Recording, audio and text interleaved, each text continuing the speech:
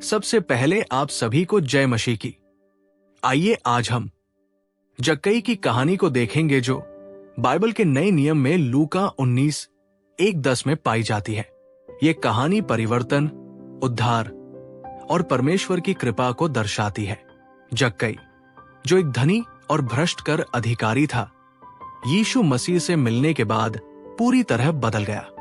ये कहानी हमें ये सिखाती है कि कोई भी व्यक्ति इतना पापी नहीं है कि परमेश्वर की दया और प्रेम से दूर हो जाए। जक्कई यरीहो शहर में एक प्रमुख कर अधिकारी था। उस समय रोमन साम्राज्य ने यहूदिया पर शासन किया हुआ था और कर वसूलने के लिए यहूदियों को ही नियुक्त किया गया था।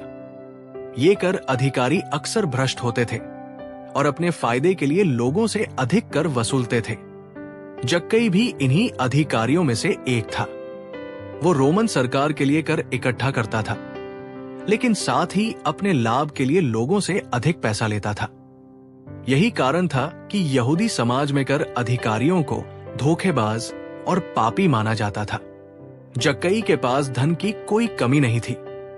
वो एक समृद्ध व्यक्ति था, लेकिन उसका समाज उसे पापी और बेईमान मानता था।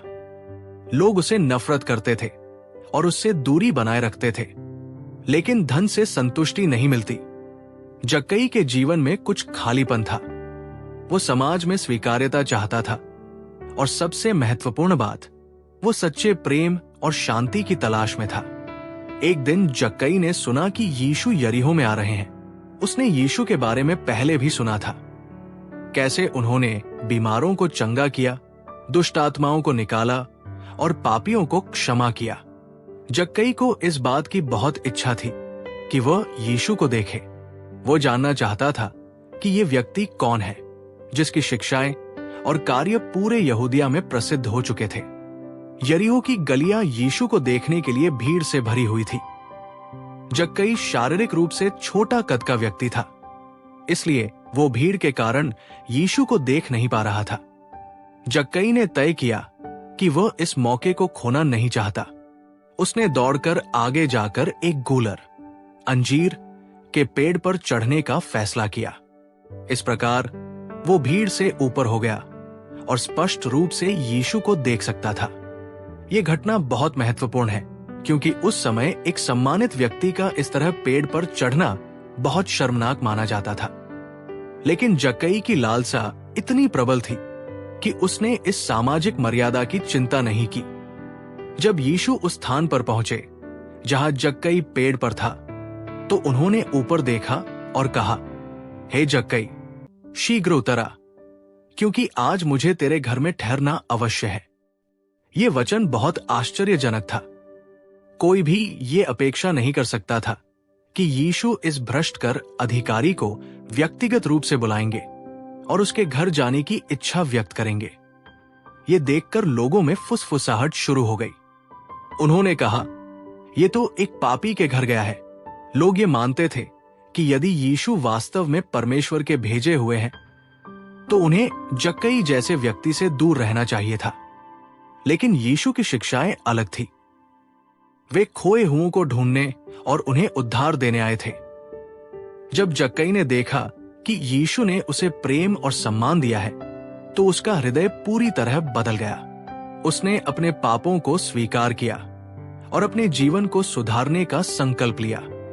उसने सबके सामने घोषणा की, प्रभु देख, मैं अपना आधा धन गरीबों को देता हूं, और यदि किसी से कुछ धोखे से लिया है तो मैं उसे 4 गुना लौटा दूंगा।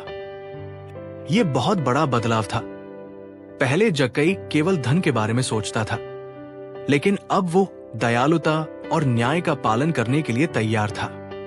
यीशु ने उत्तर दिया, आज इस घर में उद्धार आया है, क्योंकि ये भी अब्राहम का एक पुत्र है। क्योंकि मनुष्य का पुत्र खोए हुओं को ढूंढने और बचाने आया है। यीशु ने स्पष्ट कर दिया कि उद्धार केवल अच्छे कार्यों के द्वारा नहीं, बल्कि पश्चाताप और परमेश्वर की कृपा के द्वारा प्राप्त होता है। यीशु से मिलने के बाद जक्कई का जीवन पूरी तरह बदल गया। वो अब एक नया व्यक्ति था, दयालु, न्यायप्रिय और उदार। अब वो न केवल लोगों से पैसा वसूलने वाला व्यक्ति था, बल्कि एक समाज सेवी भी बन गया था। उसने गरीबों की मदद की और लोगों को न्याय दिया। ऐसा माना जाता है कि जक्कई बाद में यीशु के अनुयायियों में शामिल हो गया और उसके जीवन ने कई अन्य लोगों को प्रेरित किया।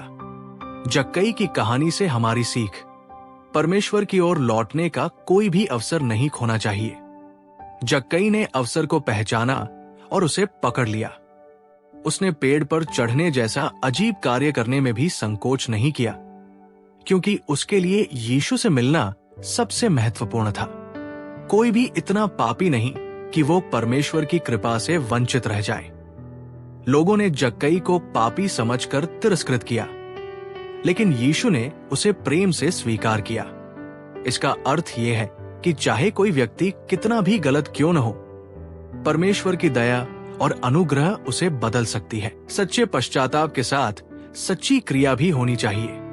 जक्कई ने सिर्फ शब्दों में ही पश्चाताप नहीं किया, बल्कि उसने अपने जीवन को बदलने का प्रमाण भी दिया। उसने न केवल अपनी गलतियों को स्वीकार किया, बल्कि लोगों को उनका धन वापस लौटाने का वचन भी दिया। यीशु का उद्देश्य पापियों को बचाना है। यीशु ने कहा कि वे खोए हुओं को ढूंढने और बचाने आया है। यह दर्शाता है कि यीशु का प्रेम सभी के लिए है, विशेष रूप से उन लोगों के लिए जो अंधकार में खोए हुए हैं।